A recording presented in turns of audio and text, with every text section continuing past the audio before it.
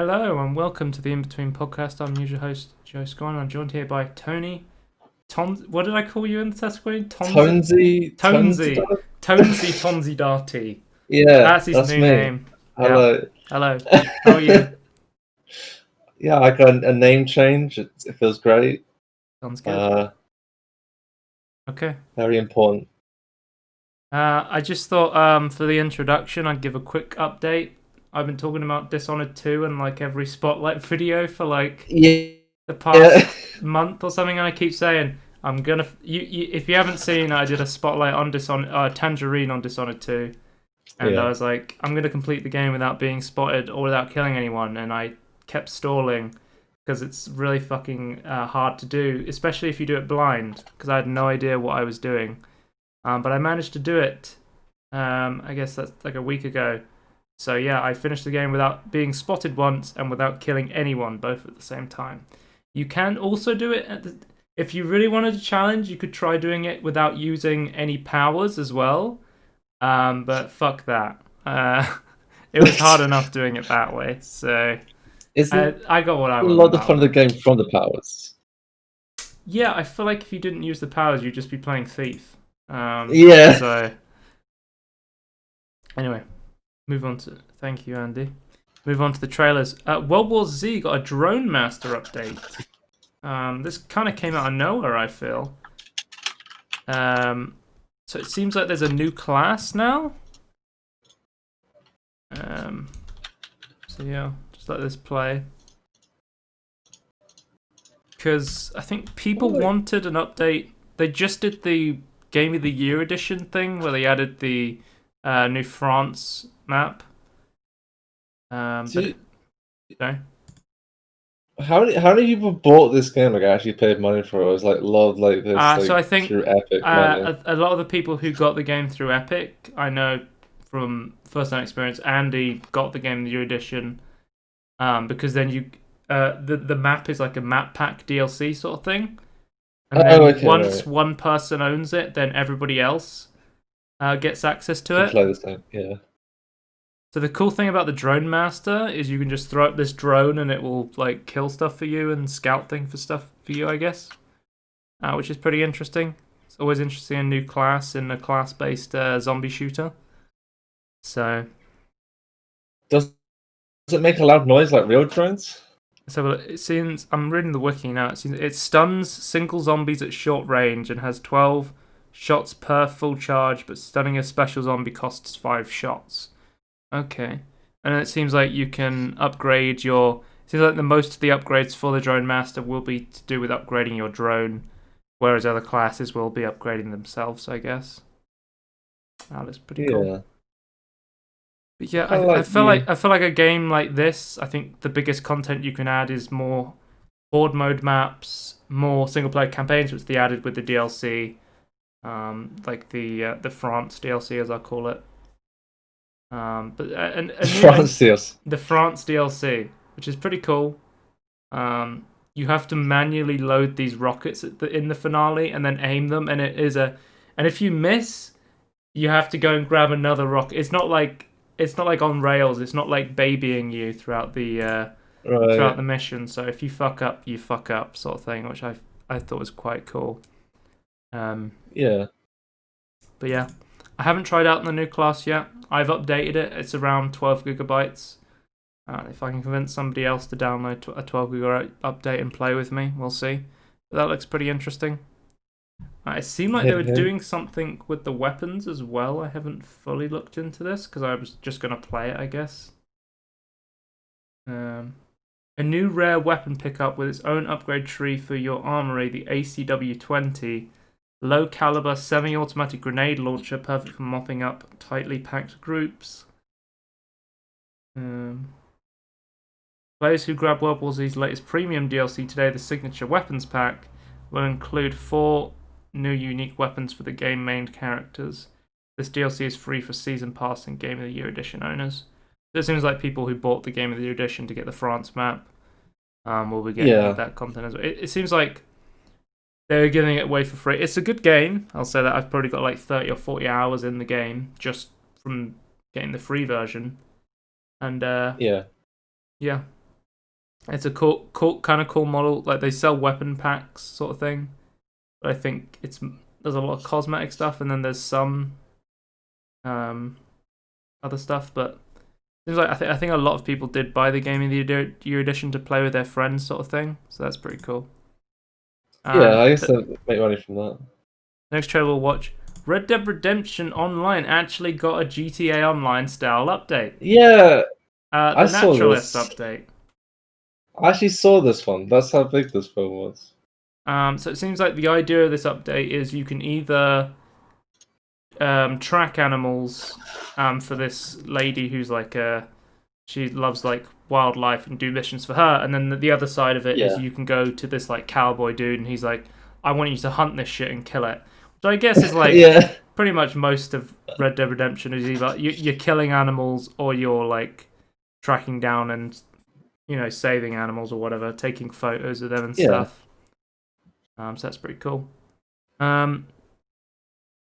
It seems like they're keeping the same kind of NPC system from GTA. So if you don't know, in GTA Online, the way it works is they have like these fully motion captured NPC dialogue.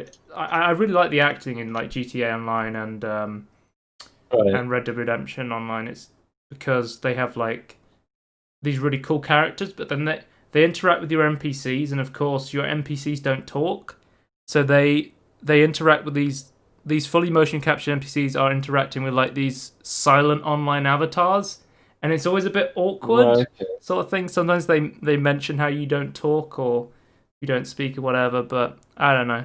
It might be nice if they could maybe do some dialogue lines for some generic NPC dialogue that you could say back to them. Yeah. It just seems like this is the model they want to go with, and while it can work occasionally, I feel like maybe they should try giving NPCs the dialogue. 'Cause it just seems a bit strange when you have these massively emotional, well acted characters, and then they're talking to these planks of wood that just stand there like this, and they're just like, it just seems a bit strange. I don't know. Yeah. And although this update looks cool, I know a lot of people were saying they really wanted, Oh, they really wanted to own a ranch, is what they were saying. is that why there's so many dislikes? Not that many, but Don't know. there's some dislikes in this. Well, In I this trailer think video. people have been waiting a really long time for a GTA, a Red Dead Redemption Online update, because all of the Yeah. content for Red Dead Redemption Online is missions you do on GTA Online, and I'm like, what the hell? Why don't you just make content for Red Dead Redemption Online instead of making you do missions on GTA Online? But it seems like they finally have come out with something for Red Dead Redemption Online, and Red Dead Day Online. yeah, RDA. so that's pretty cool. I haven't played Red Dead Redemption 2 or Red Dead Redemption 2 Online. I played the original Red Dead Redemption Online, and it was pretty cool. And he said it's tricky because a lot of people have their characters be them, and with dialogue they don't choose. It would feel like they're being forced to do something they don't want to do. Yeah, that's a good point. Yeah, that's a good point. Other than the fact that saying nothing is also a choice, so I would say that's also weird. But I feel like I wouldn't mind if my character interacted with the NPCs. I feel like it would make the cutscenes more interesting than me just standing there saying nothing. In RPGs, you tend to make yourself, and yet it has options you can choose from. I'm saying like it would be interesting when you made your character, you could choose a voice pack. Oh yeah. Out of like, so like 3 or 4 or something. Like Soul Calibur allows you to choose a voice, or some MMOs let you choose a voice. Probably not right now because everything that's going on, but hopefully at some point. Should we go on to the quick news? Quick. Yeah. Yeah. Tony, the new Call of Duty title has been leaked. I can't believe via this. a Doritos promotional material. Can you believe it? The next Call of Duty will be Call of Duty Black Ops Cold War. I like it. It's so convoluted now, like these titles of these Call of Duty games. Is it any different than like college? Oh, it's Black Ops and oh, okay, I understand. Yeah, I Right? just need Yeah, to. why can't they just call it Cold War? Why does that have to be a part of the Black Ops? Activision, what are you doing?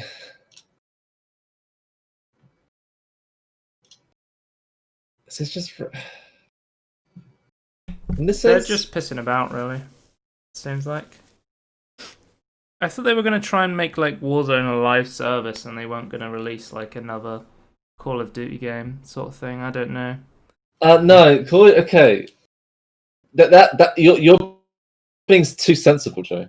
That's what a reasonable person would think because they've got a live service. But no, Call of Duty's been doing this thing of like we want a live service that we then re-release every year because that's been working for I us. just find it Decade. funny that the title of a new Call of Duty game people think is like really big news, and I'm like, I just thought because I thought it was funny that they found it on a packet of Doritos and it had such a convoluted name. So I don't unlock 2 experience with every bag chance to win 2 experience for a year.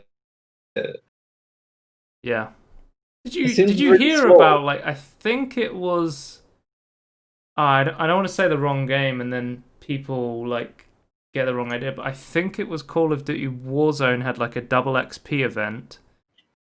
But Yeah, I think it was that one. then they were receiving half the XP but doubled. So they were receiving the Yeah, exact same amount of XP, but they thought it was 2 XP. And I believe it was a bug. yeah, but we couldn't tell at the time if it was a bug or intentional. But yeah, that's something I just remember.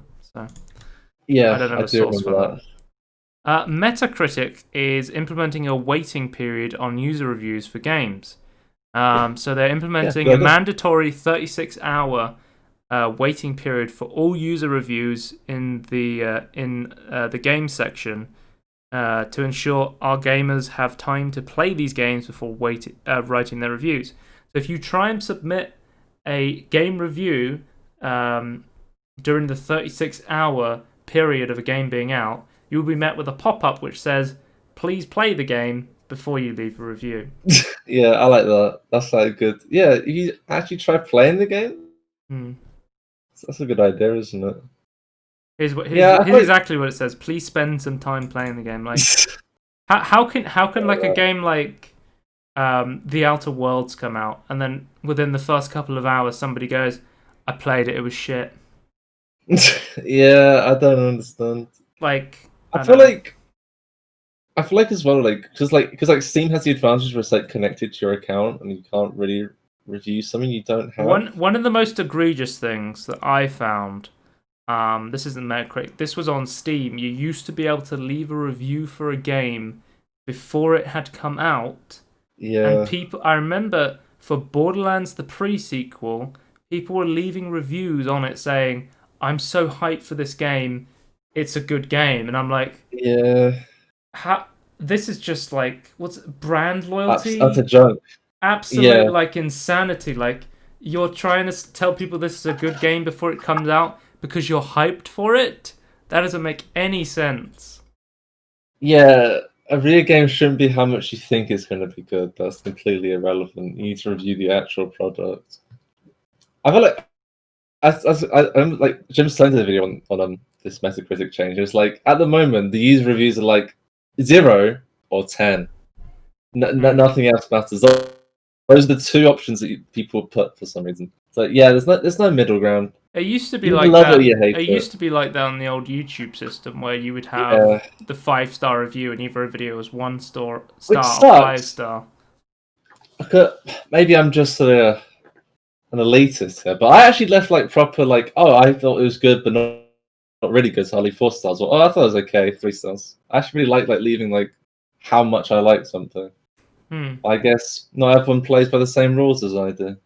Well, I think it's interesting that I think it's good that Metacritic is getting this change. I think that's good. I know a lot Yeah, of people don't like Metacritic a lot, because yeah. It shouldn't be used for the end all and be all for sure. I know but Toby's don't I like think people Metacritic. forget like you look at like Steam reviews. Steam reviews are kind of like a Metacritic review. Yeah, yeah, They're all user submitted, and then the mostly positive, mostly negative stuff.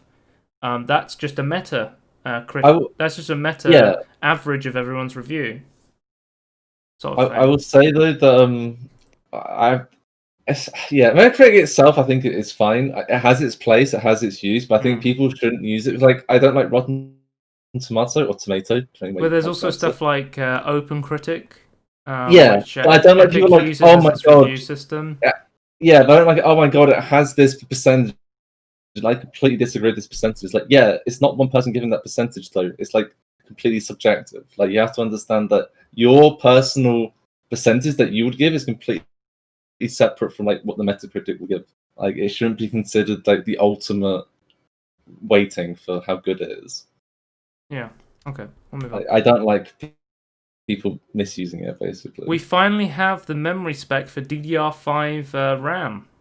So if you don't know, very the interesting. JEDEC is an industry group that develops and sets open memory standards. So it has more than 300 members. So people like AMD, Intel, Micron, Samsung, and loads of different companies in the Big semiconductor ones. industry, they all come together to make these specifications to make sure that people make this technology right and don't fuck it up, sort of thing. And then they all adhere to these standards to make sure that everyone's DDR5 is in a similar band to everybody else's, sort of thing, to make sure there's no like huge variation of quality, sort of thing.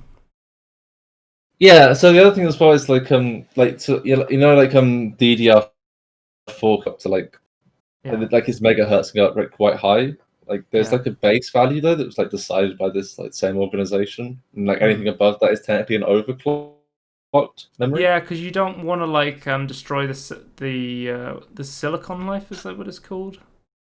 It's in terms of RAM, it's more the case like it's just like what it's rated for, what it definitely can and can't do. Like, so like it can at least do the 21. But you have to understand, like, megahertz. let's say for example, Corsair makes like a stick of DDR5 RAM, and they completely ignore the specifications, and they like they overclock it to hell, right? And they don't tell people, and then people are like, man, I put this DDR5 RAM stick in my PC, and it like started degrading like super quickly, and I'm like, what the hell's happening? DDR5 memory sucks, and that just looks bad for everyone. It's apparently the max data. Okay, go on. I was saying people technically buy more people buy overclocked technically RAM for DDR4 than anything else. So that's what I'm gonna say on that. So the max data rate is doubled as well. So we're gonna go from 3.2 gigabytes per second to 6.4. Initially, the JEDEC anticipates DDR5 will launch at 4.8. So DDR5 will be faster memory, and there will be more of it. So 16 gigabytes of RAM is generally considered the sweet spot now, but it's conceivable that 32 gigs of RAM will be recommended once DDR5 arrives. Sort of thing. So that's something to keep in mind if you are looking to upgrade your system.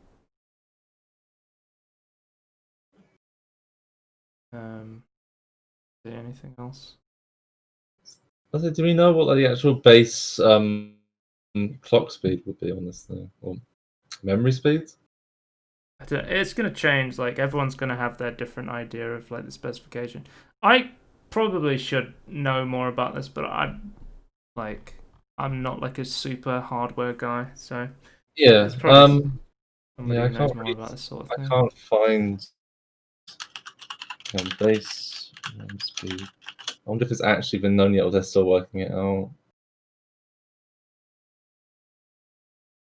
Well, they tried to get the specification for this done in 2018, but they've only just recently finished it. Right. They don't know what it is, but the base speed is going to be around 4,800 megahertz. Oh, okay. So that's double the base of DDR4. Yeah, because I think my DDR4 at the moment is around 3,000, 3.2 thousand. Yeah, but it's technically okay. But if you plug it into a motherboard and don't turn on overclocking memory, it will be set to its default XMP profile. Yeah, which is 2150. or 2400, depending on which one you get. There's like two standards for some reason. But if you So if it's you double don't run the an standard. XMP, it'll be slightly slower, but you will get more use out of it. It will last longer, sort of thing. Yeah, it's not. I don't think there's any like massive. Just like it's really hard to test like longevity because like either you wait or you like do some weird testing to like sort of like the Galaxy Fold sort of thing. Like the only real way to do it is like you do lots of folds, but it might be different from actual use. So it's kind of So tricky. it seems like we're still going to be using DDR4 for a while though, because Yeah, this is like AMD roadmap that was 2022 now. Yeah. spotted from an insider pointed to a platform in 2022 being the first to Yeah, support DDR5 and USB 4 as well, which is a new technology coming out. So yeah. That'd be if really good. if you're looking to build a new PC and I want to wait for DDR 5, you're going to be waiting a while, probably the Oh, wait, next 2 years, yeah. sort of thing. So If you can wait 2 years, I'd great. say But if you are looking to get RAM, probably DDR4 right now is probably yeah, the way to go. Okay. yeah. Apparently, the Sony website is suggesting that per pre-orders for the PS5, they're going to be limiting one PS5 per household. I don't know how they're going to enforce this sort of thing. I'm not sure, but it Well, seems how are you like delivering it to yourself? yeah, but you could get it So delivered to a different address true, and then go and pick it up. true.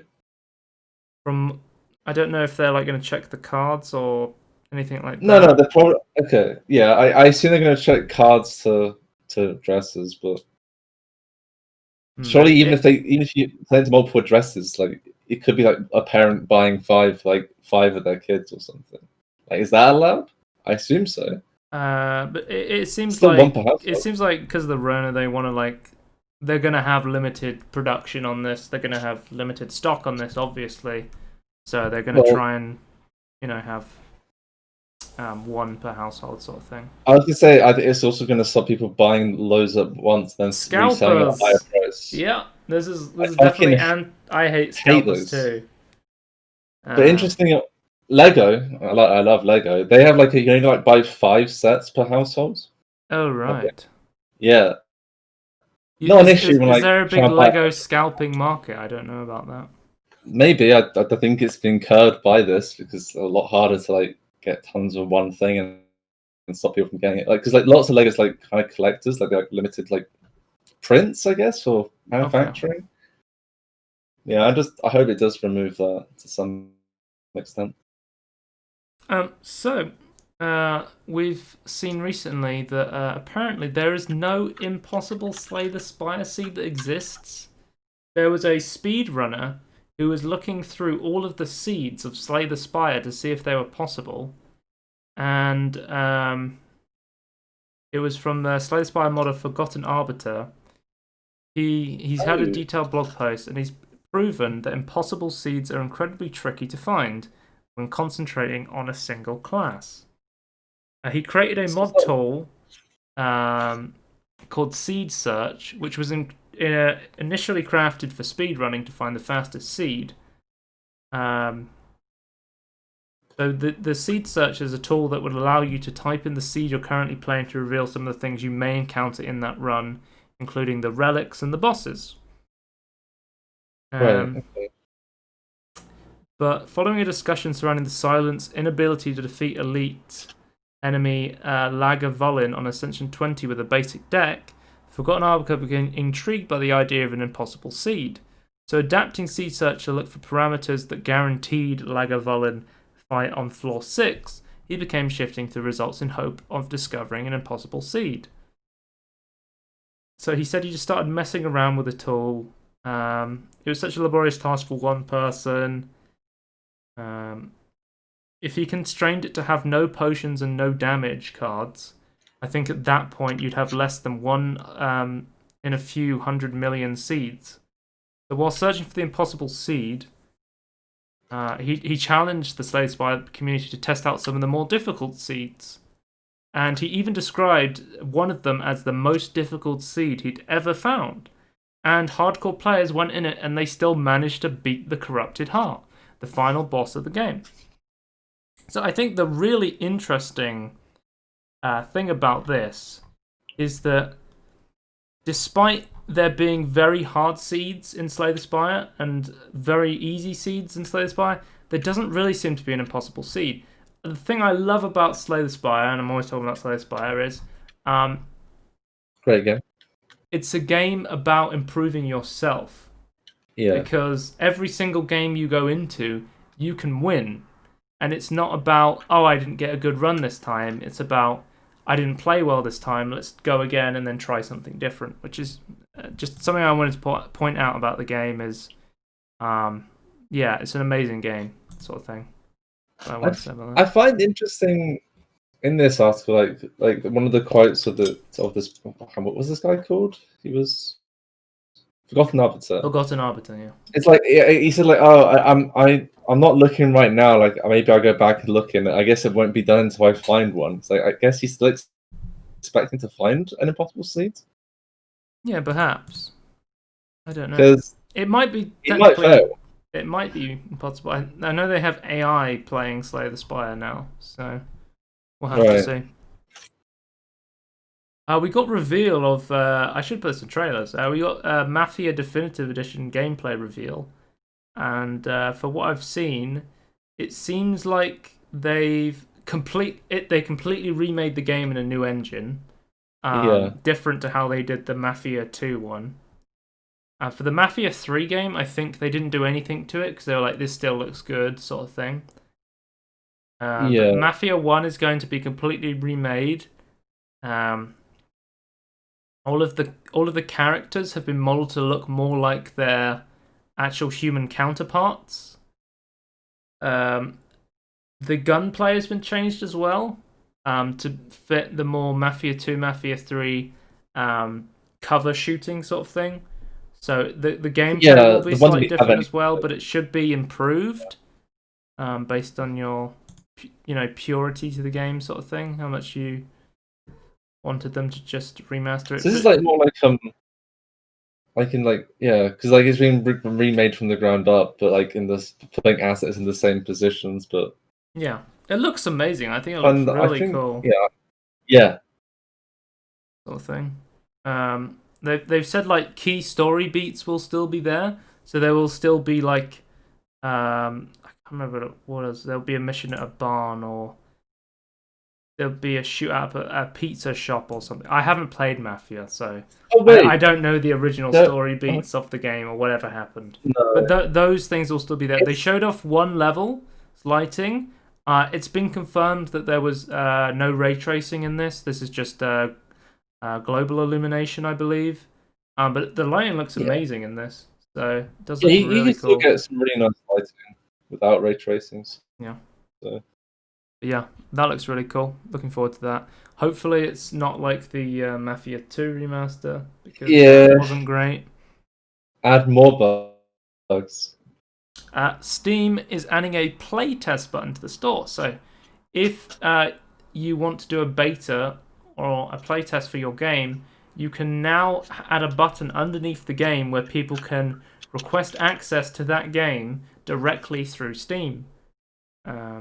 So, yeah, that's pretty cool. What do you think of that? This is okay.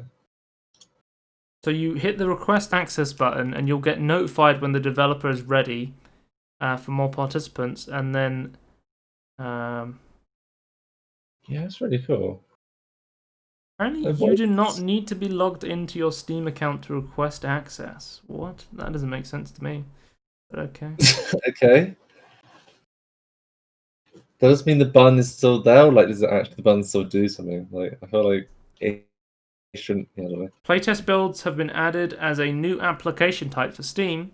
In addition to being a game or demo or DLC, it sounds like developers will now have to mark store items as a beta.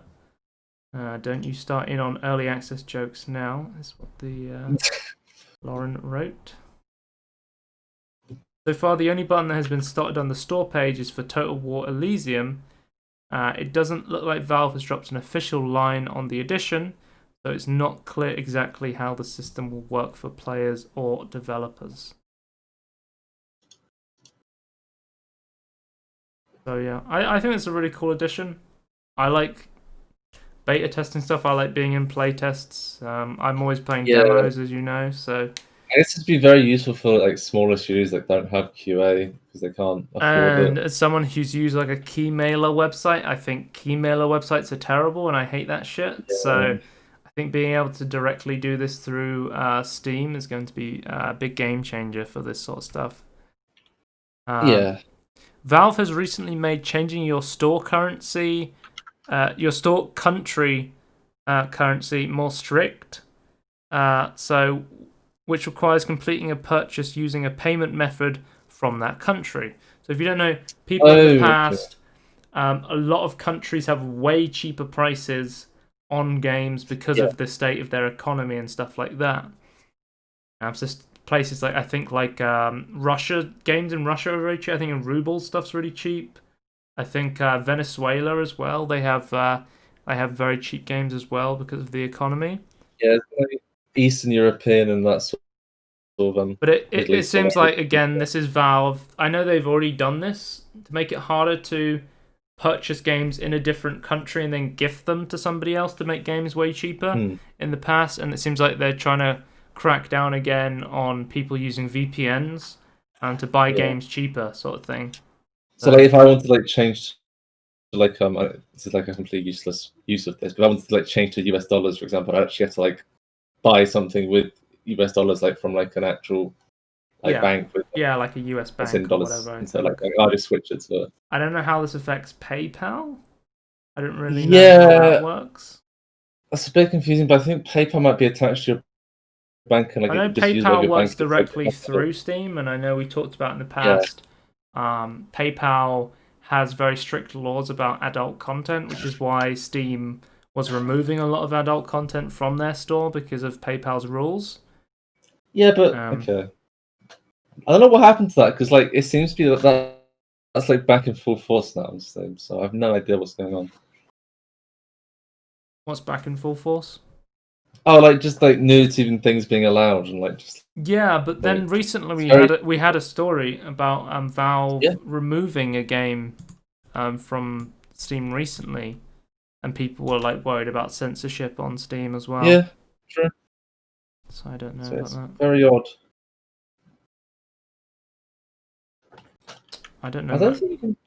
I don't think you can switch your currency on PayPal. I think once it's attached to your account, it's stuck. Oh, really? I don't know how it works, to be honest with you. I know you can like set up like as a business like you can set up like a dollar account or a pound account or like a euro account. And I Right. assume if you then attach PayPal to one of those, I assume it'll just be like whether the bank account is set to. I think that's what's happening. I'd have to Okay. look into it, but that seems to be what's happening. So I guess PayPal isn't Valve the has filed unsecure. a patent for a new application for VR that would allow for a wireless tracking. Um, so this would be a wireless VR system. So it seems like they always were very much on the the dongle tail thing coming out the back of the headset, but it seems like they understand that people want a wireless tracking system. So maybe we will see a wireless index in the future. Of course, it's just a patent, so we never know if they'll actually go and manufacture this stuff. But Yeah, hmm, it's interesting they're looking into it though. Anyway, it doesn't like don't patents cost quite a bit of money to like push through? I don't know. Yeah, I think, but it's Valve. What do you Oh think? yeah, yeah. Just saying like, but they're actually like I'm committing to it. saying To if me or you try to put out a patent, that would be oh like, I god, think it's like 10, 20 grand or something. But you have to Jesus understand that Gabe Christ. Newell is a billionaire. So, Oh yeah, yeah, yeah. It turns like for companies, it's like really worth it as well. Like company money is like they have like revenue streams. It's not just like saving like business. the company IBM, they have their hands in a lot of pies. One of Yeah, their biggest they own like over half the world's patents. It's like one of their biggest things is they just buy patents for everything, sort of thing. It's crazy. Um, it's interesting. but we also got found out that confirmed that Valve's hardware team is working on what's next for VR, and they also noted that the Index was already 2-year-old technology at this point. In an interview following Alex's launch. Hang on a sec. Let my cat out. Is it so it's like the point of like the Index like being like created and then going to launch is like it's like a 2-year using 2-year-old technology sort of thing. Okay. But yeah. Move on to the next thing. Sea of Thieves added a fiery new boss battles in the Ashen Winds update today. Is this line? Okay. I feel like I should have put some of these in trailers. I feel like some of them are Yeah, trailers. this is a trailer, right? Yeah, okay. Yeah, this is a trailer. So this is pretty cool. So one of the coolest things about Get ready to face off against new fiery foes with the arrival of our. I started playing on Eurogamer and it wasn't loading. I was like, I'll click on YouTube, and then all the sound came out. So one of the coolest things about going around and Sea of Thieves is sometimes you can see like a giant skull cloud in the sky, and if you go towards that, there will be like a I'm trying to remember what it's called. Basically, it'll be an island full of skeletons, and you can defeat them and go inside and get a bunch of like rewards, and then take those and to a dock and get I think you get rep as well, and you get a bunch of money basically. So that's really cool. You get to go to these islands, and it's like a big flag on the map that says, "Hey, there's something happening here." With this update, you're gonna be able to refight the Ashen Lords, who are like these fiery mini bosses. And when they're spawned in an island, there's going to be this giant fiery tornado above the island as well, which is really fucking cool. And that's going to summon like these mini bosses, sort of thing. And when you kill them, they're going to drop a fiery skull. And you can go and you can trade that in for rep, and I assume some money as well. But another thing you can do is you can keep the skull, and you can use it as a flamethrower weapon instead if you want to. I think like the Bushido kind of samurai one looks really cool as well. I thought that one was really cool. Yeah, it's really cool. But yeah, this is a really cool update. I think they added like a flamethrower. They had like a fireball update. You've got it. They showed off like in the trailer. You have to be really careful with like the flamethrower skill, because you can so easily set your own ship on fire if you're not careful, sort of thing. I haven't played since they added like the fire update, so I'm not quite sure how like fire works. Wait, so your ship's gonna be on fire entirely, sort of thing? Yeah, and then I think you'd have to get buckets of water and try and put it out, sort of thing. Oh my god, I'm now seeing it in the trailer now. Okay. And it seems like where this fiery tornado is going to be a meteor storm coming down. Like in the game, there does exist already volcanic islands. And you can go there and you can buy stuff from them. But then at some point, the volcano might erupt, sort of thing. And then just start, like, destroying your ship. Like, shit, we have to leave this island because it's, like, literally... There's, like, fucking meteors coming from the sky. So that's really cool. But yeah, I think Sea of Thieves is a really fucking cool game. It's on Steam now. You can play it on Steam. Yeah, I saw that, actually. Yeah. It's really cool. I definitely recommend checking out Sea of Thieves. It's a really good game now. So Cuphead, I still have some issues with it, but yeah, it was pretty good fun. Cuphead is officially coming to PlayStation 4. If you don't know, Cuphead was one of like the last console exclusives for Xbox. Originally on release, it was like when the Xbox One came out, Cuphead was one of the big releases that was going to be exclusive for Xbox. Oh yeah. But now it's available on the Switch. It's now available on the PS4. And also, I don't know if you remember this, even Tesla cars you can play Cuphead on. I don't know if you saw this at all, but Tesla made it so you could play it. I don't know if it was the full game, but it might have just been like one level or something. You could play Cuphead on your Tesla car. I never saw that. Okay. I guess Cuphead's on everything now, but I think this is cool. Cuphead's an amazing game. I've played a bit of it on Steam, so definitely check that one out if you're on PS4. It looks very hard. Insomniac Games has announced that for Spiderman Miles Morales, we'll have an optional 4K 60 FPS performance mode, because it seems like they're going for like ray tracing 4K 30 FPS mode. Based on the Ratchet and Clank trailer, it seems like they were going for a 4K 30 FPS ray trace Clank with like heavy motion blur sort of thing. Yeah, But it's I nice. still don't like the ray trace Clank. I really hope that we get more of these performance mode options for stuff like, Yeah, especially Options is from always good. Insomniac Games, because I love Ratchet and Clank and I'd love to play a new Ratchet and Clank game at 60 FPS. I'd love to be able to turn motion blur down, but you. Was there SUC that had problems with the Yeah, PS4 he was version? playing the remake of the first Ratchet and Clank game, and he had to stop playing because of the heavy motion blur and the low FPS. He was feeling motion sick, which I think is a real shame. That I've always said this, like motion blur and low FPS is a huge thing for accessibility of your game, because loads of people can't play this stuff if they suffer from motion sickness. So hopefully we see more of these performance mode options if you're going to not release it on PC with more options. So, Nvidia has open sourced part of their NVAPI SDK to aid Windows emulation environments. So this is a huge win for Linux, because a lot of stuff you need to emulate on Windows to get it to run on Linux, because Linux has such little support and it's such a different architecture to Windows. So that is really cool for Linux.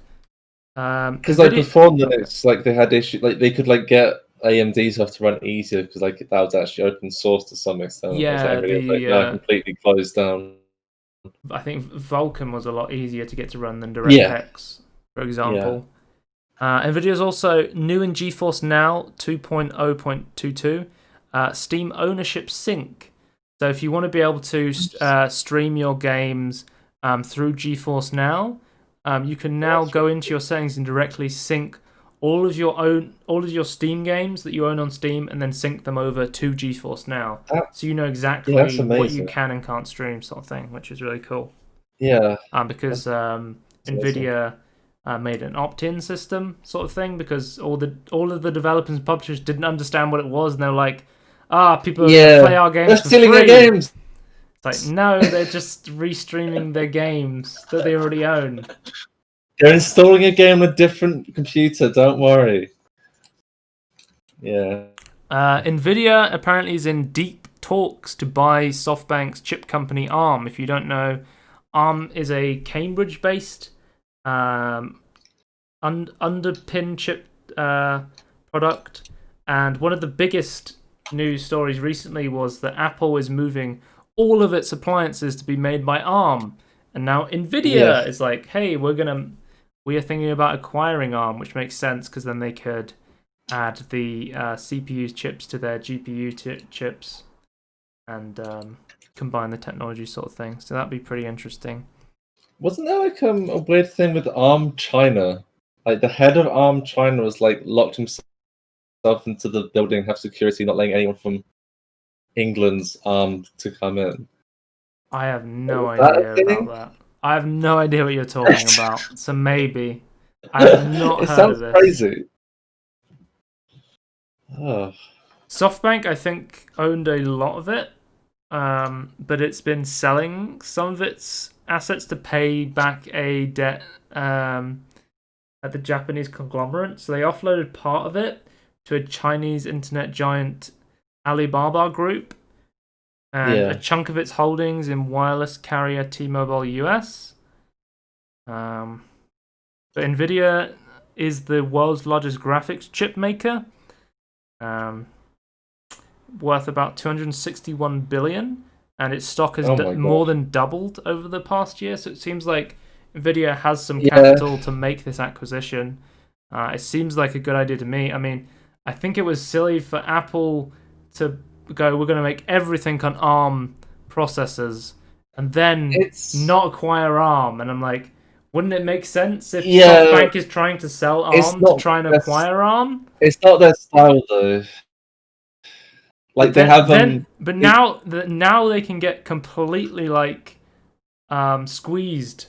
If somebody else owns ARM and Apple's like, we're making everything through ARM. Yeah. If Nvidia buys this, they can like try and squeeze more money out because they have more of the bargaining chips when they own the company. True, but they do technically own. Apple still own like the new architecture based upon the ARM still, even if ARM and Nvidia would own the base of it.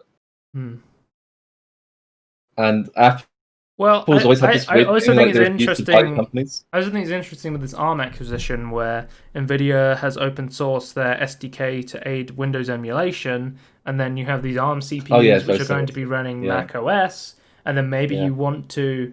Nvidia might want to emulate Windows-based programs and stuff on Mac OS, sort of thing. If they're going to be working with Apple, if they acquire ARM, this is all speculation, but. If this deal does go through from the sources that we've seen, that would be interesting. Oh, you want to talk about this? Star Citizen has made a roadmap for a roadmap. I think this is hilarious. This game has been in development for 8 years. Yeah, I think about 8 years, maybe 7. I don't know. I think the Kickstarter started in 2012. Yeah, it was. Yeah. Basically, fans have been asking for a roadmap for what's happening inside Star Citizen's development. So, in response, CIG released a statement saying they're now working on a new roadmap, but it's not ready, and because that is still very much in development, we can't share as much about it as we would like. So, it seems like they're going to give an explanation of our goals on the new roadmap and share a mock-up of the proposed new roadmap, and then share work-in-progress version of the roadmap, and then finally transition to this new roadmap. So they're making a roadmap of a roadmap. What's that exhibit meme? Yo, dog, I heard you like roadmaps, so we made a roadmap of a roadmap. Don't read the comments. Oh my god. Jen, you remember when we used to have? You remember we used to have trailers that showed games, but now we have trailers that are there to announce a trailer is coming of the trailer. Yeah, it's the teaser to the teaser trailer, Joe. It's a very important trailer to tease. There's like two types of Star Citizen fans. There's the Tony camp that have completely given up on the project of backers, and then the other camp is like so far they have like £700 worth of ships, and they're like, please let me buy a new ship. I'm so excited for this game to finally come out. There's a comment here. It's like, oh, I hate when people say it's been developed for 8 years. That's just when the Kickstarter started. So, yeah, like technically you could say the same about any development of a game. It's like, no, it hasn't been in development for 5 years. That's just technically when they started the project. Like that's how we define how long something's been in development for.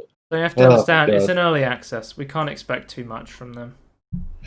Yeah, it's only been an early access for 8 years. I just find it funny, like how much people are willing to like try and twist and move goalposts. Like, yeah, like sure, like it's early access stuff. It takes longer than like other development processes, but they did make a lot of money, so kind of expect it to go a little bit quicker, but I guess not. Anyway, so I don't know if you heard about this. I think we may have talked about it on our E3 roundup. But Final Strike Games and EA made a 3-person, third-person arena shooter, and 2 weeks after launch, it's now gone into the Origin Basic and Origin Premium Vault. If you have Origin Access, 2 weeks after launch of the official paid game, you can now play this game on your Origin Basic Pass. I don't know what the hell they were thinking about this game if they've had to resort to this so quickly. It seems like they're doing anything at the moment to keep the player base up, bar going free to play. I don't know. Who's playing this? I've never seen anything of I've seen like trailers of this, but never like anyone actually playing it. I mean, I don't know. It seems like they've been trying to make these arena fighters work. I mean, there was Amazon's Crucible came out and then went back into early access, and people were like, what the hell? Who wants this game?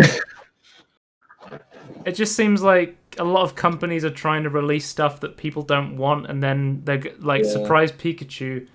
oh, people don't want this. Why is it not doing well? Anyway. I don't really understand. GOG Galaxy 2.0 has added official Epic Games Store integration. You no longer have to add it as a community integration or as a super community integration, as I have had to done to add to like integrate Python code from GitHub in order to get the Twitch games launcher to integrate into it. Yeah, so you have to like actually go in, like download it. I still to this day don't understand how GitHub works as someone who's not a developer. It's very confusing to the end user. I will say that you're using like as like yeah, using GitHub as like installing something is absolutely terrible. Like you're not even using it as a developer would use it. So. It's like sending someone a Google Drive of like a bunch of stuff and then go, "Hey, install this," and I go, "Install what?" Because there's like a text document, and then maybe there's an XE, but maybe there's another XE, and I'm like, well, do I need to clone this, or do I need all of this, or do I just have to download one thing? I don't know. Just as someone who's not like doesn't use GitHub regularly, I don't understand. I'll just say you're using like the worst end of GitHub at that point. It's kind of much better for like updating and saving. It's very good for open sourcing stuff and developers like committing stuff to it, and like it's very good for developers. It's not very good for the end user. It's not. Yeah, you shouldn't be using GitHub as like to push out your product. You should be having a proper installer and things. But that's a W. That's a dub. Epic Games there. Well done, GOG Galaxy. So Tony. One of the huge things I always say about Steam is they have the Steam Workshop that adds so much content to games.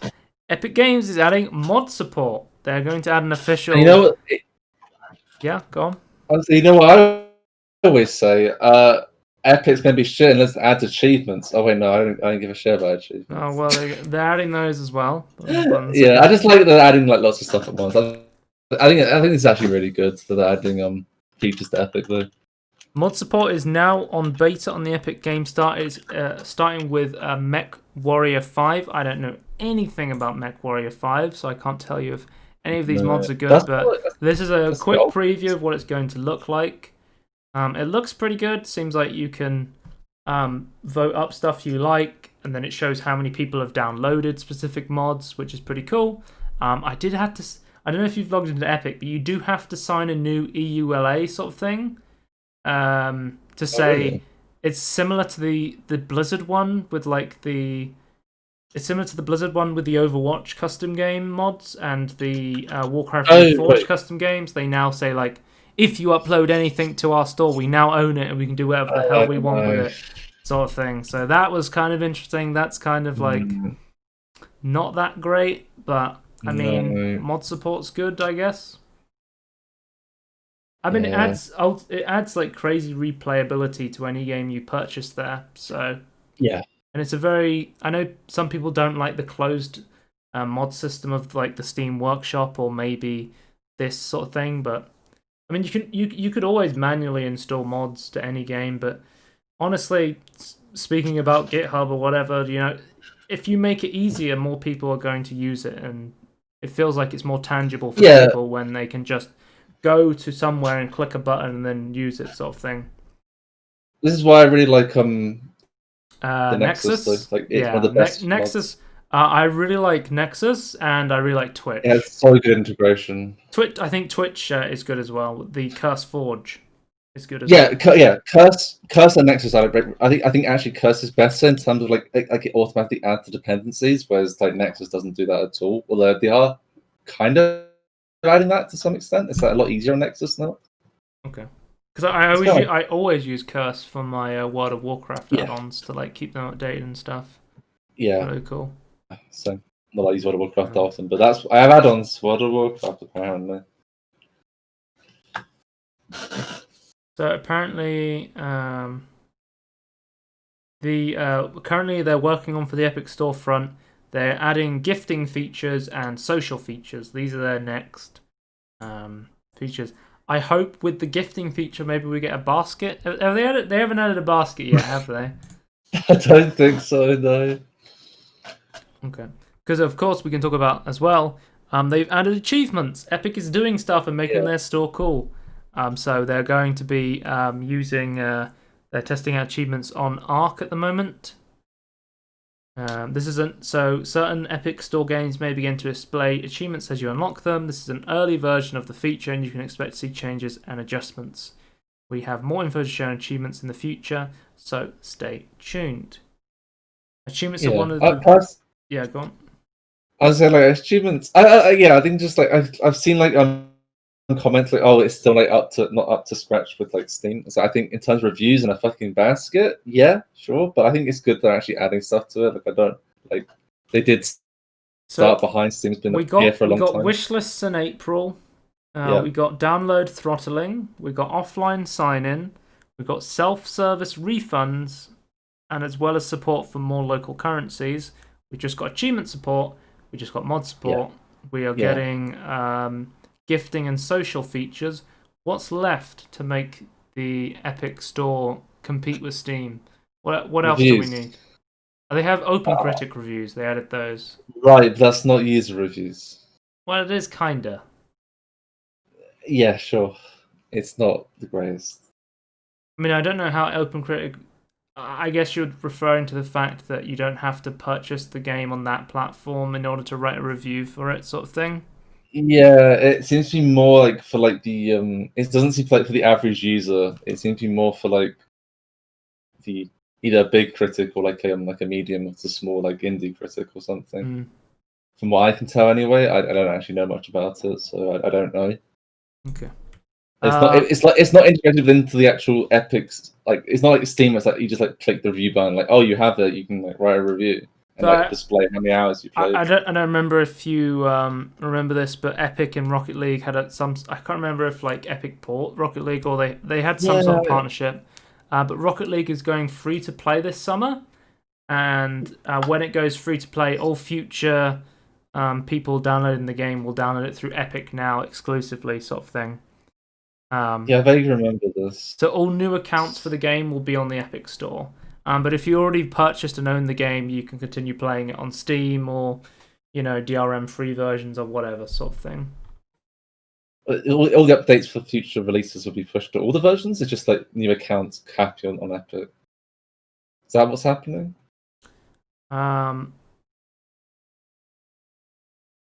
You won't have to worry about losing your inventory. They're saying your items will follow you to the free-to-play update.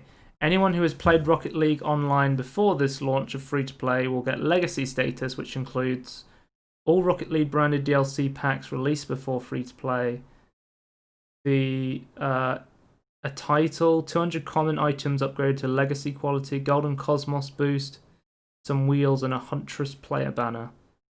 Okay. So it seems like as they're going free to play, they're going to give everyone who bought the game all the DLC for free, and the DLC is pretty much just car packs.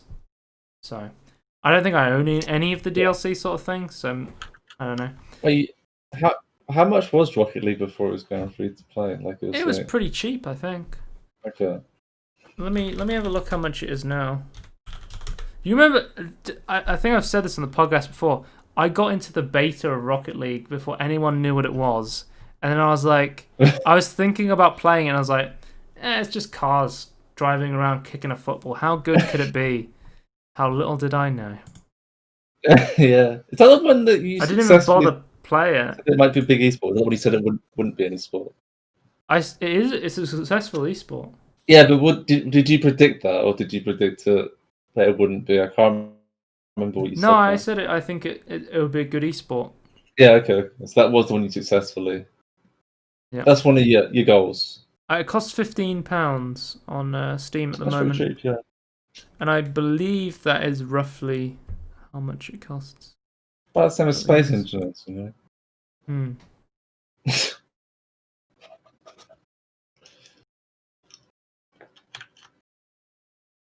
Yeah, it just seems like all the DLC is a bunch of like car packs. Jurassic Park, Batman, Hot Wheels. Wait, what? Yeah, you can get Hot Wheels cars in Rocket League. So this is before we'll move on to the big Xbox trailers and talk about Halo Infinite and stuff. League of Legends World Championship is confirmed happening. This was huge because they had to, basically because of the Rona, they had to cancel the mid-season invitational. All the teams are worried that there wouldn't be a World Championship this year. So the World Championship is going to take place in China. So it's going to start September 25th and it will end October 31st. All stages will be in Shanghai in an attempt to reduce travel. Historically, you would have a play-in stage on one place in the host country, and then you'd have group stage in another place, and then quarterfinals, semi-finals, whatever, finals would all be in different places, sort of thing, and they would move around, sort of thing. But obviously, because of the Rona, they're going to reduce travel. And Worlds next year, 2021, will be in China as well, to compensate for the current pandemic. And NA, who was going to host the next Worlds, will be moved to 2022. This seems to be in order to compensate China for having to host the COVID Worlds, and they've confirmed there will be no live audiences, and it will just be a camera crew and the players on stage in order to not spread the pandemic anymore. So, but yeah, I'm really excited. I don't know if you know this. I'm a huge fan of League esports. I love Worlds. Watching every year. I'm at the moment I watch 3 different leagues. I watch LCS, LEC, and LCK. Those are my 3 favorite leagues to watch. LCS not so much these days because the NA league's pretty bad. I really like watching the LCK league in the morning because that's pretty good. LEC is good as well. It's weird. It's weird. I don't know. I know you. I don't know if you watch TV at all, but it's weird seeing like all of the sports come back now. With like, I saw a bit of. I know. Football's come back. Yeah, so I saw a little bit of the FA Cup final yesterday, which was on. So you just had like them playing with no crowd. I think Liverpool like won the Champions League because they only had a couple of matches left, and basically it was mathematically impossible for anyone to beat them. So they were just like, "Here, we'll give you the trophy, Liverpool," and they had to like ask fans not to go to the stadium because of the Corona restrictions. I'm a huge fan of tennis. I wanted to watch the Wimbledon. Wimbledon's been cancelled. Yeah. What you're saying is weird that it's been cancelled because the audience is basically pointless in that. Was that you saying that? I can't remember if that's Yeah, well, I was saying like, although you can still get hype from seeing like loved ones in the audience. Oh yeah. It's one of those sports like golf where every time you play, the audience is like, "Be quiet, don't say anything," and I think it was a test on Brainiac like years ago. They got people to play like tennis, and they had like the audience going crazy like a football crowd, and they found like people didn't play. It didn't like hurt people's concentration at all to have people just like going crazy and stuff. So and I think in some instances it helped to have like people cheering. Yeah, so like reinforce or like. Yeah, I saw a bit of Formula One as well. They all had the masks on, and they had like the people sweeping stuff, and yeah, pretty cool. Anyway, I feel like F1's a little bit different in terms of like being able to separate people. Well, you can't overtake anyone because of social distancing, Tony. So yeah. Yeah. So let's talk about Xbox. So the big news from Xbox is Halo Infinite. We finally got to see the big gameplay reveal for Halo Infinite, as well as Xbox officially confirming Halo Infinite will be on PC and Halo Infinite will be on Steam. You can play it. It seems like they got such a good reaction from the Master Chief Collection on Steam. Halo Infinite will be available on Steam as well. So let's take a quick look at the trailer. So, there's been a lot said about this trailer. Some divided opinions on this trailer, should we say. There's a lot of dislikes on the conference, isn't there? Yep. So it seems like I think graphics were one of the biggest things that came into questions when it came to the trailer. Digital Foundry did a video where they analysed the trailer, and they said it had to do with the lighting that was used on the trailer. They said that no ray tracing was on the trailer. We know Halo Infinite is going to add ray tracing, but at a later date. Right. Okay. They went and compared it to Metro Exodus, which uses ray traced global illumination to make characters less look flat. They said a lot of the characters in the outside of the cutscenes in the open world sections, they didn't have any difference of lighting on their faces, and it made all of the characters look really flat, sort of thing.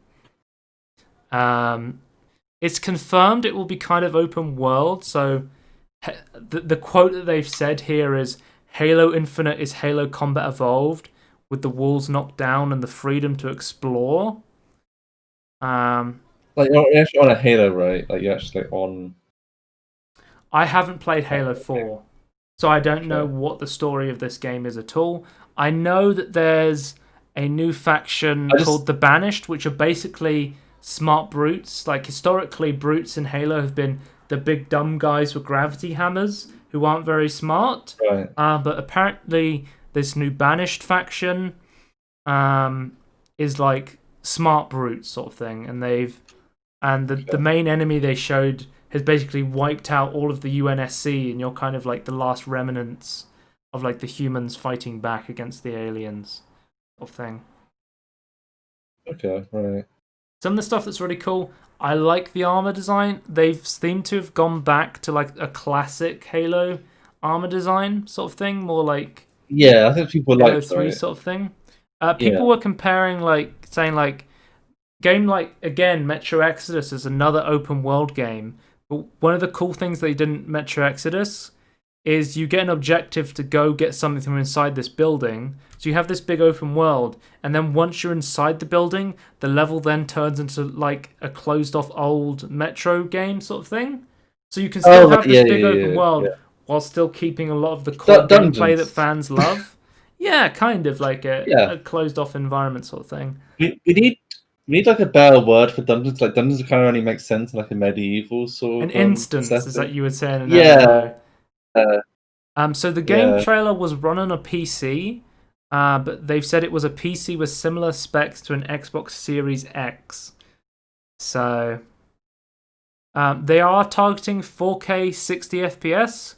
Can I just say I would ask people to. I realize we don't really have an audience, but like I feel like we shouldn't really read into like what is running what at this point. Yeah, I think. Yeah, if you're like expecting things like E3 to represent what it look like on the console, like you shouldn't, first of all.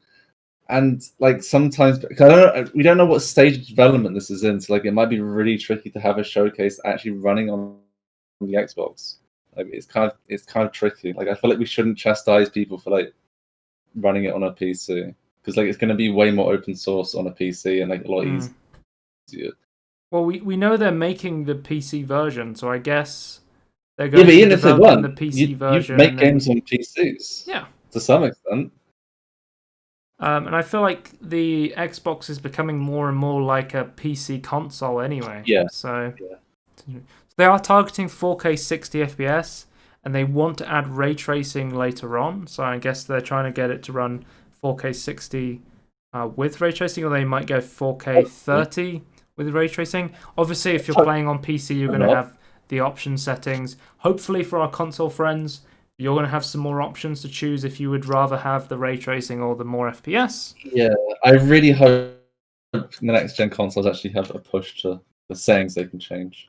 One of the big things is, so you are sprinting in this game, which some fans really wanted to go back to the classic Halo of no sprinting and no kind of like armor abilities and stuff. Sure. One of the big things you see here is Master Chief has a grappling hook. It seems like there's a lot more environmental stuff you can do. So in the trailer, Master Chief picks up a energy coil, which is like an explosive barrel basically, and he like throws it at a turret to destroy it, which I think is cool. Looks like a fun gameplay opportunity. So basically, yeah, from this trailer, we did actually get feedback. I'll just show this meme image that people have been showing off of like some of the grunts in the game and how funny they look if you just take a freeze frame of them with this very much reduced lighting and stuff like that. So obviously this is the article where they confirmed it's going to be slightly open world if you want to read more of that.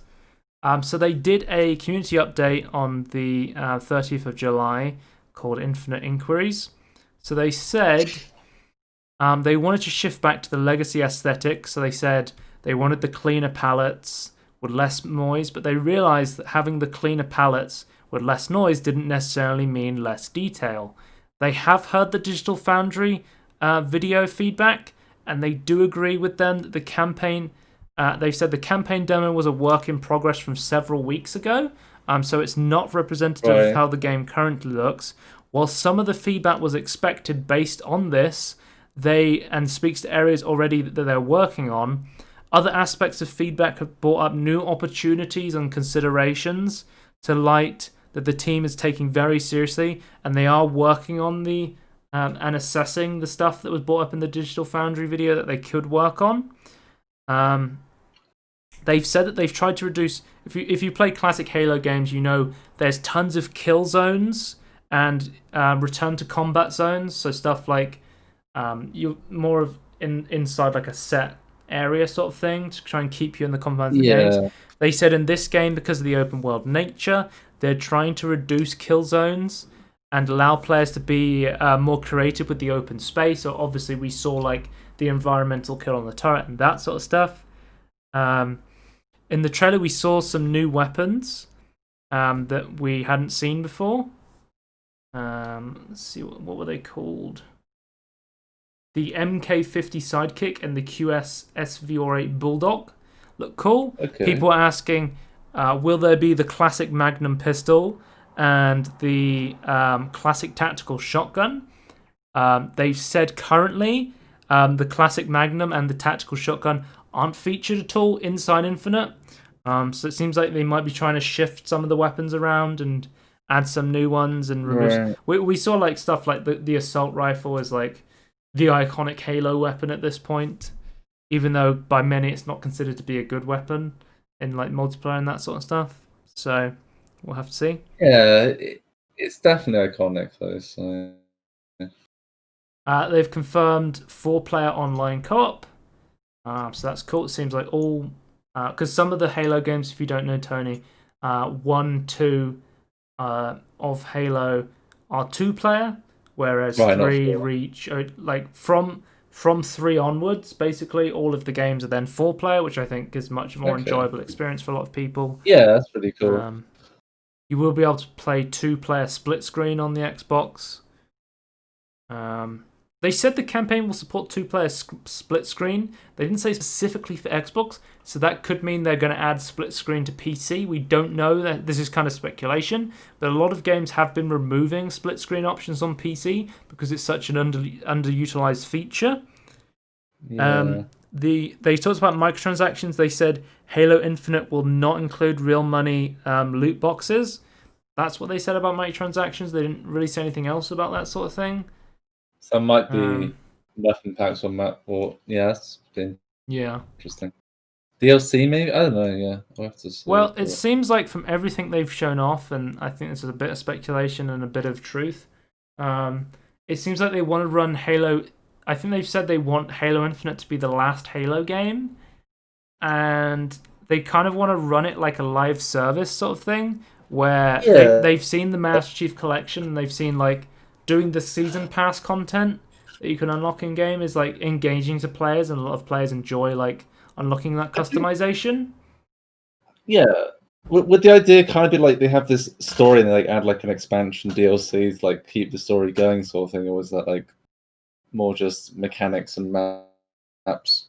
Yeah, I don't know. I feel like I kind of like the idea of it though, because like I'm a big fan of like a continuous set of stuff for one game, like just continue the story. So I was going to report on a rumor that according to retailer Smith Toys, they accidentally put forward a mock-up of Halo Infinite, which then had on it that Halo Infinite multiplayer would be free to play and aim for 120 FPS on the Xbox Series X. But it seems like because of this leak, it is now officially confirmed. Halo came out and said, okay, we kind of saw it as leak, so we'll officially confirm that Halo Infinite's multiplayer is going to be completely free to play and will support 120 FPS on the Xbox Series X. So that's really cool news if you're a Halo fan. If you're not interested in playing the single player, you can play the multiplayer for free, sort of thing. So that's big news. This kind of backs up the report that Halo Infinite is Microsoft's last Halo game. If they're running the multiplayer as a free-to-play service, it does kind of point more towards Halo Infinite being a live service sort of thing, where they're kind of maybe going to add the battle passes, maybe some DLC sort of thing, and kind of see how that works. But yeah. Personally, I kind of like the story of Halo more than anything else, not as someone who actually plays Halo, so I kind of just hope that they still add. Then again, Halo 4 and 5 didn't have the best stories, so... I haven't played them yet. I'm going to play ODST next when that comes out. I'm going to play Halo 4 when that comes out in the Master Chief Collection. The only way you can play Halo 5 on PC is they made it so you can play Halo 5 Forge on PC, but if you want to play Halo 5, you need an Xbox One, I believe. Yeah. But yeah. Be interesting. I'm a big Halo fan. I've been playing through the Master Chief Collection. Really fun. Love Halo, so... interesting. Love to see a new Halo game on PC. So that'd be cool. Should we talk about some other Xbox trailers before we end up the show? I think we can squeeze these in. Tony, we got a Fable official announcement trailer. And I'm so upset there was no Peter Molyneux in the trailer talking about Fable. Can I say, though? Go on. I like how nonsense... like Fable 3 is like fucking chicken. Was that Fable 3? Like a chicken being caught? Like a complete nonsense trailer. Like, I'm glad we're keeping that. Like that's just a fableism trailer at this point. It's not on rails. Oh, it's Will this game be on rails? That's the question. I hope so. I don't think we know anything about this game other than a short cinematic trailer with no announcement date. There's fairies. So whenever this is going to come out, it's going to come out. Who knows, sort of thing. But I just think I'm a big fan of Fable. I love the original Fable games. I've never played Fable 3. I don't know. I think people have mixed opinions on Fable 3. I heard you could pet the dog, so... I have to see it. I have a problem with all the Fable games, so I'm hoping they actually fix the issues. I'm actually interested, though. Pierre Molyneux? Where is he? Can he come back? On the official Reddit announcement for Fable, we had some people making some Peter Molyneux jokes, so I'll just read those out quickly. The trailer was missing Peter Molyneux telling us how we can hold hands with the NPCs and have real connections with them. And then we got some more great comments. Players will be able to adjust the volume from 1 to 100 in increments of 1. You can play the game 100 times and have a completely different experience. That's not Peter Molyneux enough. He would promise something like, if you turn the volume to 100, we recorded all the lines while yelling just for that. So if you want the volume to be really loud, all the lines will be people yelling the lines instead of saying them normally. For every single notch, we recorded a different take for each line. Each volume notch is a unique listening experience. And once you listen to them all, unlock a new volume, 11. A few notches are only in Chinese, with no subtitles, because that is the experience. Some we recorded hours after a chili cookout, and if you play at 0 volume, all the characters will communicate using sign language. Jesus. Okay. Someone wants Elon Musk and PMI to make cat waifus for some reason. Okay. Is that a PMI meme? Does PMI like cat waifus? I have no idea. We'd have to ask him. Yeah, we'll ask him. In our interview coming up. Hang on. Real question. Where is Milo? True. He would say, you know what? I always get asked about Milo, but nobody asks, how is Milo? How is he? Yeah. How is Milo? Everyone's asking where is Milo. Anyway, let's move on to the next. Hello Neighbor 2.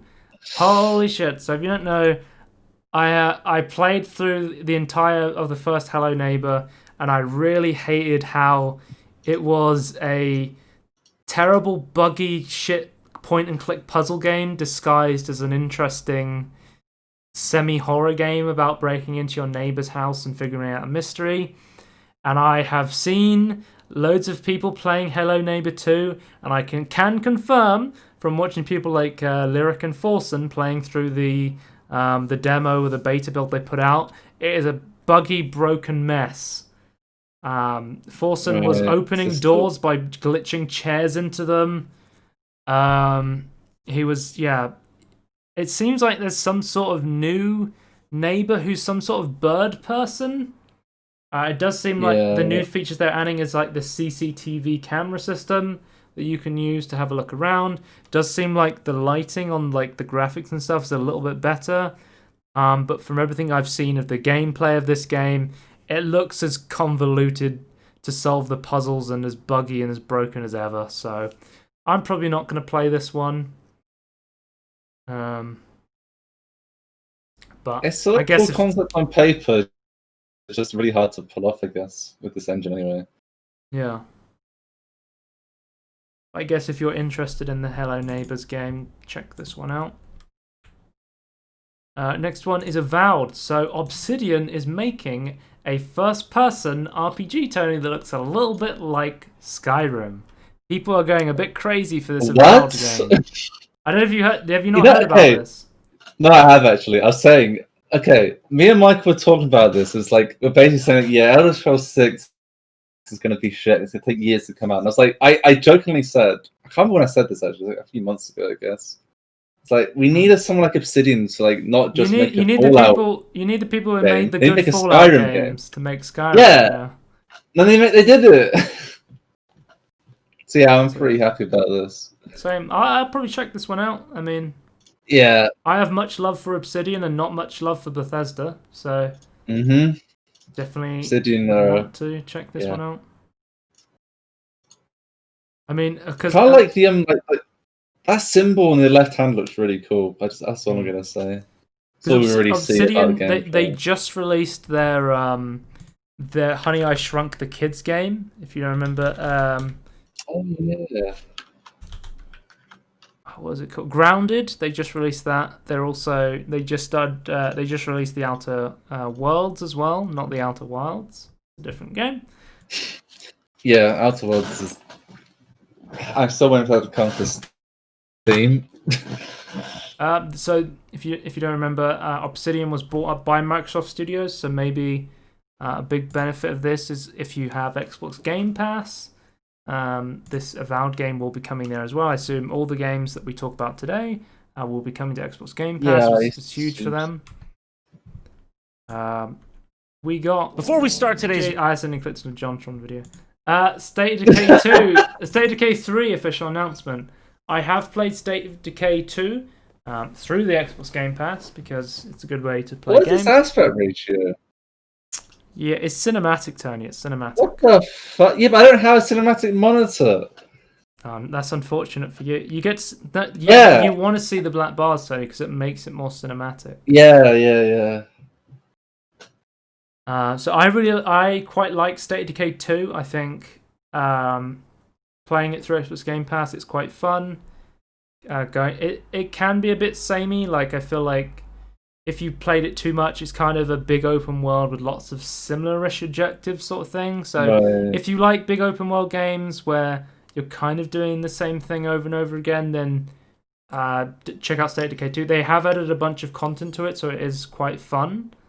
And I like that it's this weird mix between like a colony management and also a like third-person zombie survival game sort of thing. It's like in my opinion, it's like the perfect blend between people who like managing, like making buildings and making sure all of your survivors are like alive, but then also you get to actually go into the world and play it and scavenge and do stuff. Yeah. I don't think there's a game like State of Decay that kind of does it this well, sort of thing. Like, so yeah, I'm interested. We don't know much about State of Decay 3 from my knowledge so far, so it's cool to see they're making another one. I like the State of Decay games, so I've been interested to see a new one. They look really cool. Psychonauts 2. We got a gameplay trailer for it. You don't remember Double Fine is now an official Microsoft studio. What they didn't isn't one of our first podcasts. We were talking about how Tim Schafer like did the weird Kickstarter for Psychonauts 2, but it was on a company. Yeah. It wasn't Kickstarter. It was like a Kickstarter-like company. Indiegogo He was on the board of directors for or whatever. Oh, what was it called? That company still exists, doesn't it? Well, that website still exists. I don't know. It's not Indiegogo, it's like the yellow one. Yeah, I don't remember. But I remember, I remember what we talked about, like Double Fine. I remember, being in the, Fig is what it's called. Yeah. I remember being in the news, like, for all the time, like gaming news, and something just disappeared. And the last thing I heard about, like, oh yeah, Xbox or Microsoft is like underneath them now. I was like, oh, okay. So I guess we're actually hearing stuff from them again.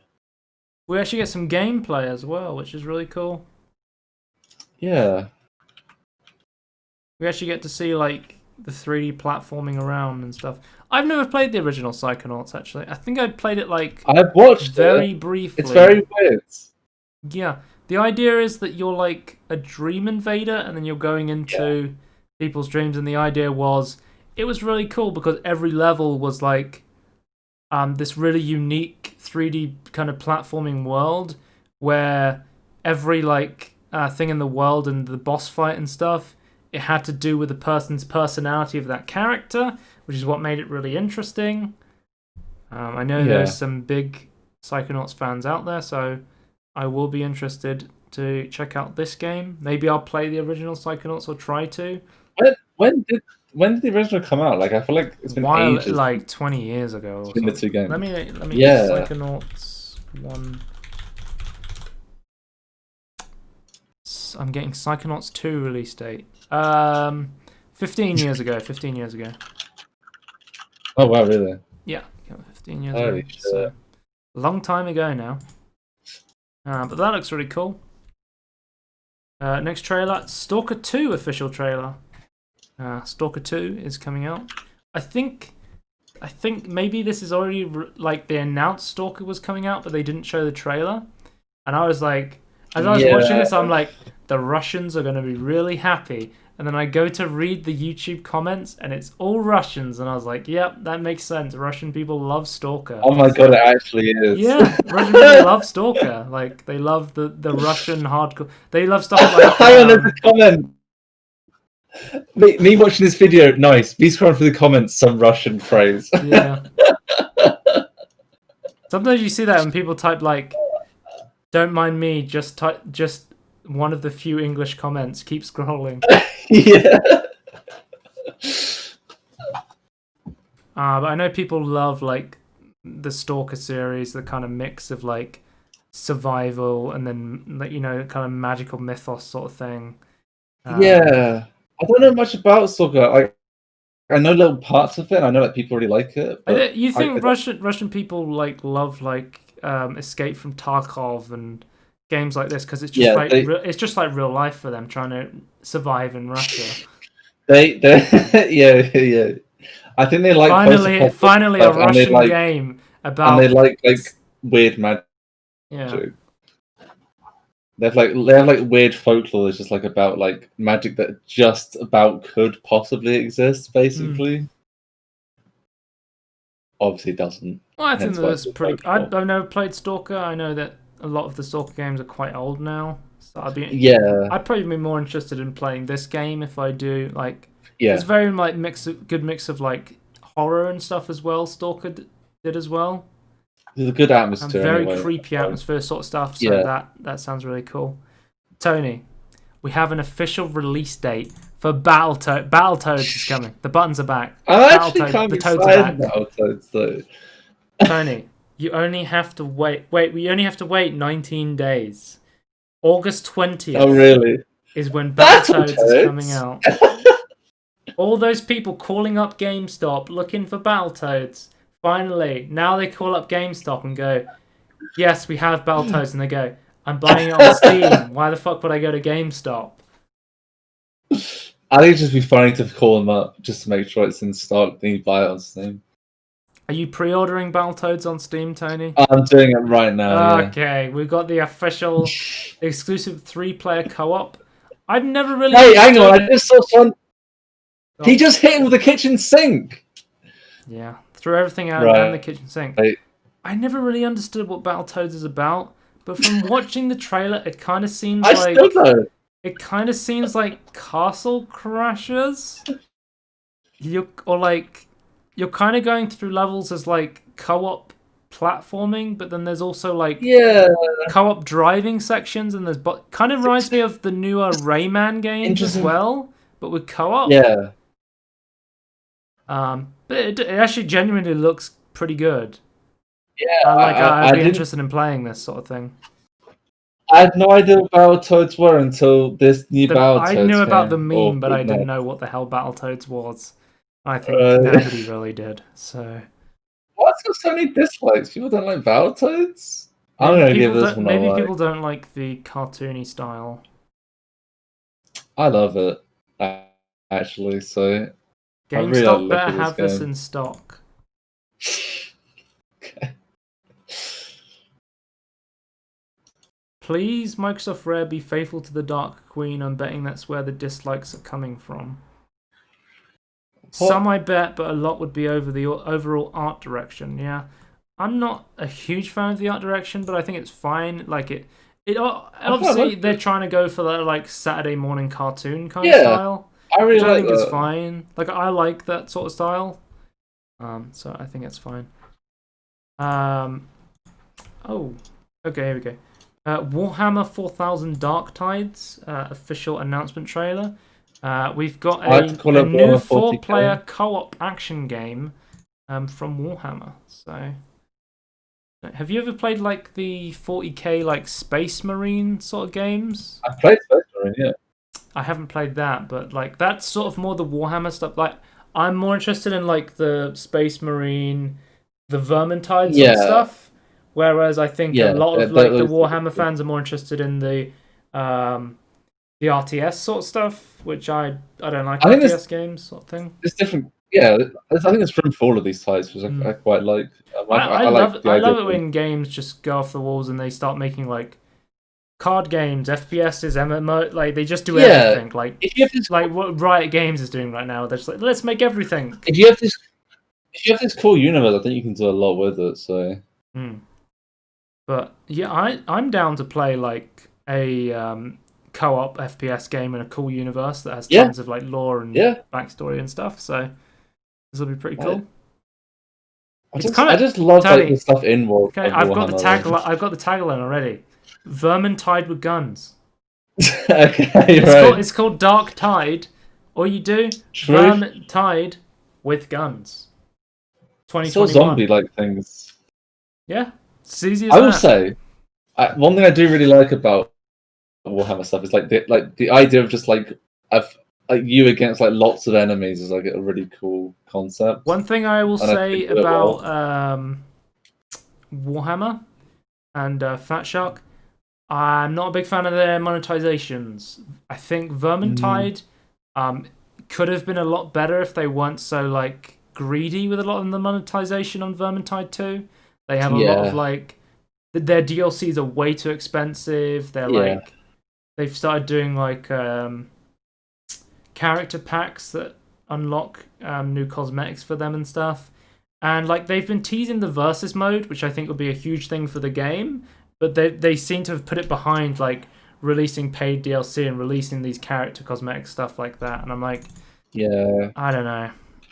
But I guess Warhammer fans are used to getting burned for their money at this point, like all the I don't understand why it's like everything to do with Warhammer seems to be overpriced to some extent. I don't know how this has happened.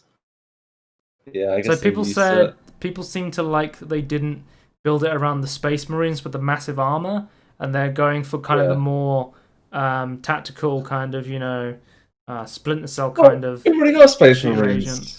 Yeah. You're going to be a squishy human experience against like terrifying things Yeah. instead of a huge space marine with like a fucking sword and a gun and stuff. With, So, with regenerating health based on how you kill certain enemies, yeah. I haven't played the game, so Yeah. I own the game. It's one of the few Warhammer games I own, so I'm gonna be interested. Yeah, I'm trying to go it's through good my fun. backlog, and every time I feel like I pick a game, I'm like, I didn't get to pick those hundreds of other games I could have played, you know, sort of thing. Just got to take it one game at a time. It's not really Space Marines. It's more Space Marines. That's what you get. But yeah, that like throughout the whole game, like they just call you out. It's great. So you know, like in is it Shadow of Mordor? It's like you have the orcs just like shouting at you. It's kind of like that. It's great. We got a brand new trailer, and it's called The Gunk, and it's from the creator of one of my favorite game series of all time, SteamWorld. Yeah. Creators of SteamWorld Dig, SteamWorld Quest, SteamWorld Heist, all of those games, and I think they're all great. So I'm really interested in this a game one for them. looks great as well. Originally, I saw this trailer and I didn't even know it was from them, and I was interested in the game, sort of thing. So it seems like, you know what game it reminds me of that came recently? I think it's called Journey to the Savage Planet. I don't know if you saw that one, but it seems like I recognize the name, but it seems like you're going onto this this alien planet, and there's some sort of hostile force in the form of some sort of goo, and then you're going around and you're trying to cleanse the corruption. You know, I love kind of almost artsy platformer sort of thing, so this is right up my alley sort of thing. I love these kind of games. This is the game for me. Like, you know, it kind of reminds me of like Grow Home and stuff like that, where you're or Fee, the great EA original game, where you're going into this world and you're trying to cleanse the corruption sort of thing and trying to get back to nature sort of stuff. I love that stuff. Well, they generally make us like walking around the world is interesting, so that's why I like it. Or like these types of games. It seems like there's some sort of these terrifying creatures that are creating this gunk, like the creature design in a Fee, for example. They were terrifying as well. Yeah, I don't think this had anything to do with World of Goo, but maybe the gunk and World of Goo can do a crossover sort of thing. I thought it was the same universe. Okay. So we'll move on to the final game that I looked at, and then we'll finish the podcast from there. The final one is Echo Generation, and I thought this looked interesting because it looked exactly like Stranger Things with like voxel-based RPG mechanics.